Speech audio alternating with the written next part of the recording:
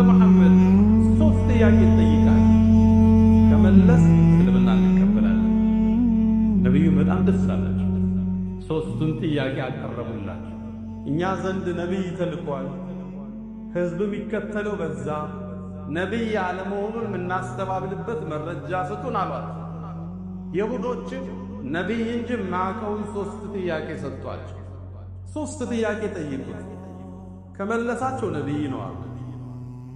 ሶስት ጥያቄ ተቀብለው መጡ። የመጀመሪያው ጥያቄ አንፈሪ ስለተሆኑ ጭፍሮች ጠይቁት፣ ከክፍለ ዘመናት በፊት ከቤታቸው ወጥተው ስለተሰወሩ። ሁለተኛ አረጁል ጠዋፍ ምድርን ቀኟንም ግራዋንም ስለ ዞራት ንጉሥ ጠይቁት። ሶስተኛው ስለ ሩህ ጠይቁት። ሶስቱን ከመለሰ ነብይ ነው አሏቸው። ቁረይሾች ይህን ጥያቄ ይዘው መጡ። ነቢዩ ዓለይሂ ሰላቱ ወሰላም ዘንድ ተሰየሙ። አንተ መሐመድ ሶስት ጥያቄ እንጠይቃለን፣ ከመለስ እስልምና እንቀበላለን። ነቢዩ በጣም ደስ አላቸው። ሶስቱን ጥያቄ አቀረቡላቸው። ነቢዩ ዓለይሂ ሰላቱ ወሰላም አሚኑን አላ ወሕይ፣ ያልተነገራቸውን አያወሩ። ጥያቄው ሲቀርብላቸው ነገ ኑልኝ፣ ጅብሪል መልስ ሲያመጣ ሰጣችኋለሁ። እዚች ላይ ለመስለም እንዲሰርቡ ስለጓጉ ኢንሻአላህ ሚል ቃል አልተጠቀም። አላህ ይሄን ውሳኔ ወደሱ ባለማስጠጋታቸው እኛንም እሳቸውንም ማስተማር ፈለገ። ለአንድ ወር ሙሉ መልስ ዘጋ። ጅብሪል ይመጣል፣ ስለ ሶስቱ ጥያቄ ግን መልስ አይሰጥም። ቁረይሾች በጠዋት ይመጣሉ፣ ነገ ብለን ነበር መልሶ የታል? ቆይ ገና መልስ አልመጣልኝ። ቀናት ተቆጠሩ። መሐመድ ውሸታም ነው እያሉ ማስተጋባት ጀመሩ። ከወር በኋላ ጅብሪል መልስ ይዞ መጣ። ጅብሪል አላህ ወረድ ካላሉ አይወርድ። አንዳንዴ ሲቀርባቸው ነቢዩ ይናፍቁት ነበር።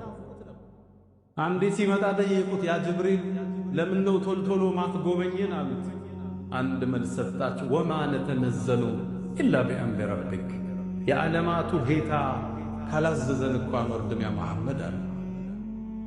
ለአንድ ወር መልስ፣ ከወር በኋላ መልስ መጣ። ታሪኩን አላህ ቁርአን ላይ የሚጀመረው ወየስአሉነከ አን ዚል ቀርነይን፣ አንተ መሐመድ ስለ ዙል ቀርነይን ይጠይቁሃል። መልሱን ይኸውልህ ንገራቸው። ሰአትሉ ዓለይኩም ሚንሁ ዚክራ። ዙል ቀርነይን ምድርን 500 ዓመት ነው የተጓዘ። 500 ዓመት ከማ የቁል ኢብኑ ዓባስ ረዲየላሁ ዐንሁ ስለ ዙል ቀርነይን ይጠይቁሃል። ከሱ ትንሽ እነግራችኋለሁ በላቸው። ሚንሁ ዚክራ ቀበሱም ሚንሁ፣ ቆንጠር አድርገን ትንሽ እነግራችኋለሁ በላቸው። ዙል ቀርነይን ለምን ተሰየመ?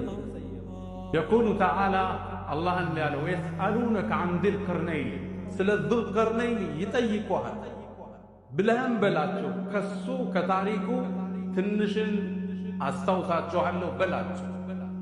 ዙል ቀርነይን ይህን ስም ትሰሙታላችሁ። ምን ማለት ነው? ዙ ሳሒብ እንደማለት ነው። የሁለቱ ቀንዶች ባለቤት ምን ማለት ነው? ቀርን የሚለው ቃል በአረብኛ ብዙ ትርጉም አለ። ክፍለ ዘመን ማለትም ይሆናል። እንስሶች ላይ የምናየው ቀንድም ማለትም ይሆናል።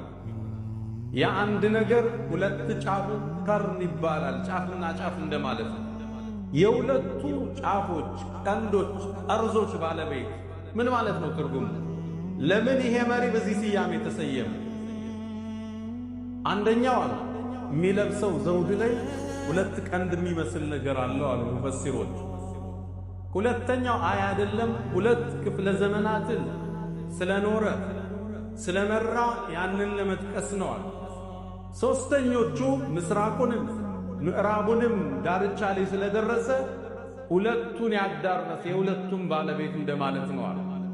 ስለሱ ትንሽ እነግራችኋለሁ ብላችሁ የ500 ዓመቱን ጉዞ አላህ 3 ነጥቦችን ብቻ በመጥቀስ ዳሰሳቸው። ወንጀል አይደለም አንድ ሰው አንዲትን ሴት መውደድ፣ ወንዱ ሴቷን መውደድ፣ ይሄ ተፈጥሯዊ ነገር። አሁን ወደ ሐላል ሊሄድ ወይም ደግሞ ያችን አይቷት የወደዳትን ልጅ ለማግባት እስቲኻራ እየሰገደ ነው ማለት ነው። እዚህ ጋር አሁን ከኢሞሽን ወጣ ብሎ በአቅል ሲታሰብ እቺ ልጅ ለሱ ኸይር ትሁን አትሁን፣ እሱ ለሷ ኸይር ይሁን አይሁን ምንም የሚያውቁት ነገር የለም። ሁለቱ ነገ ይጣጣማሉ አይጣጣሙ፣ ነገ የተደበቀ ባህሪ ይውጣ ይውጣ፣ ነገ ምን እንደሚፈጠር አይደል? በጣም የሚጣጣሙ ልጆች ሊሆኑ ይችላሉ፣ በተቃራኒም ሊሆኑ ይችላል። ጊዜያዊ ስሜት ስለሆነ ያለው ይህንን አላህ ነው የሚያውቀው። ከጊዜያዊ ስሜት ወጣ ተብሎ ከታሰበ በጣም ኢምፖርታንት ዱዓ እንደሆነ ይህን እንረዳለን። በጣም ወሳኝ ዱዓ፣ ምክንያቱም ላይፍህን ነው እየወሰንክ ያለው አይደል? የህይወት አጋርህን እየመረጥክ ነው። ሌሎቹ ነገሮች ከዚህ በታች ናቸው ብዬ ስለማስብ ሰው መኪና ሊገዛ ወይም የሆነ ስራ ለመጀመር ምናምን እኮ እስቲኻራ በሁሉም ነገር ይሰገዳል።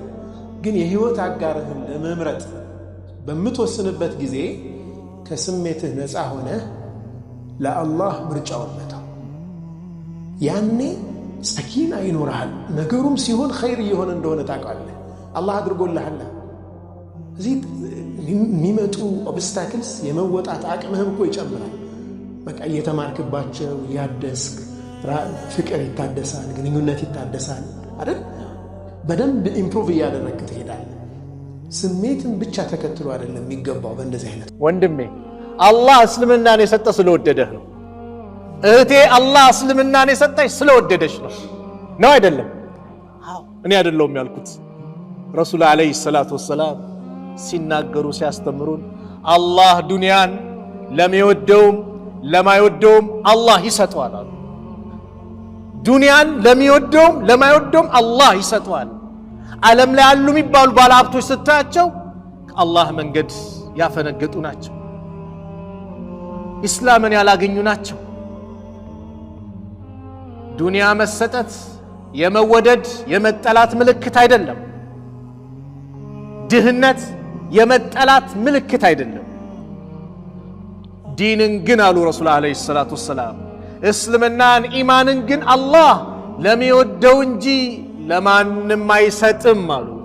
ወንድሜ አላህ ወዶ የሰጠህን ዲን ተጠቀምበት።